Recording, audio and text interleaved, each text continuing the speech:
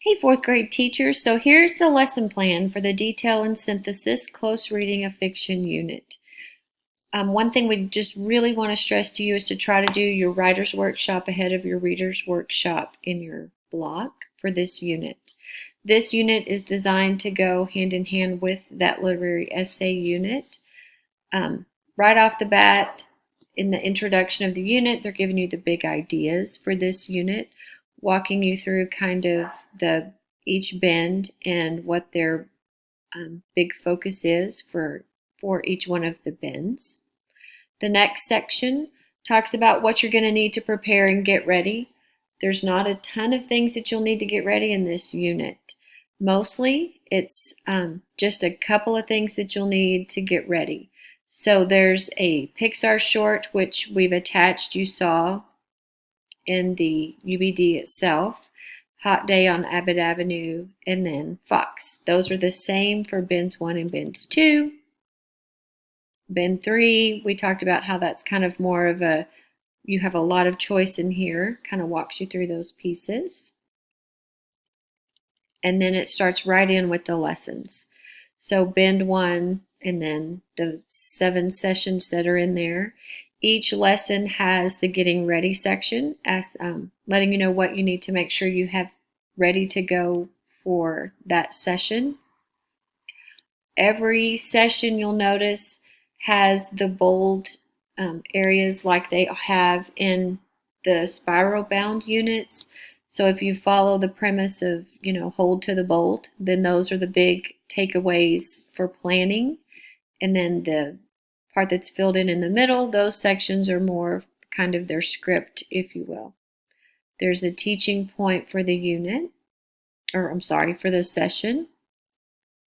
You have your teach piece. You'll notice, they've used the lit essay learning from earlier that day for the reading session. So that's why it's so important to have that writer's workshop first. The active engagement,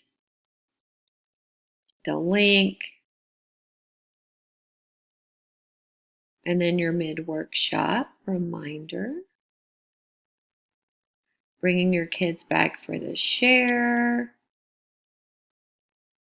You'll see there aren't homework sessions related to this unit.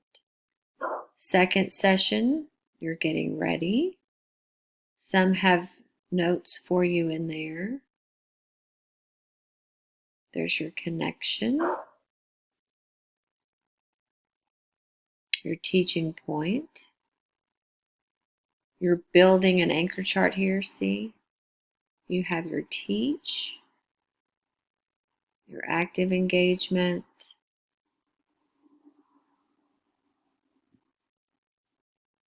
the link, the mid-workshop, and the share. So all of your sessions are laid out in that exact same way. I'm going to kind of quickly scroll down so you can see where it switches to the next bend.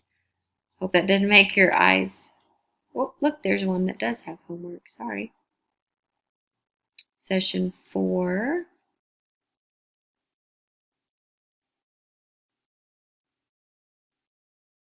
Again, building that anchor chart as you go. Session 5.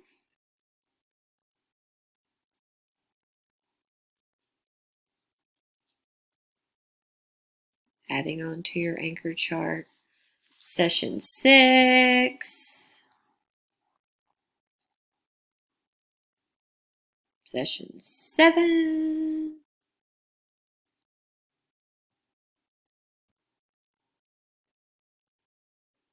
And then it just immediately goes into bend 2. So you have to really kind of be paying attention, and then it starts over like I showed you when in the UBD layout. Bend 2 starts right back over with session 1. When you get to bend 3, I'm sorry that's going super fast. Sorry.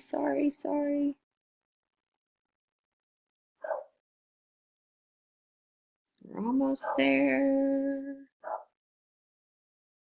Bend 3. When you get to bend 3, there's the one lesson that's session 1.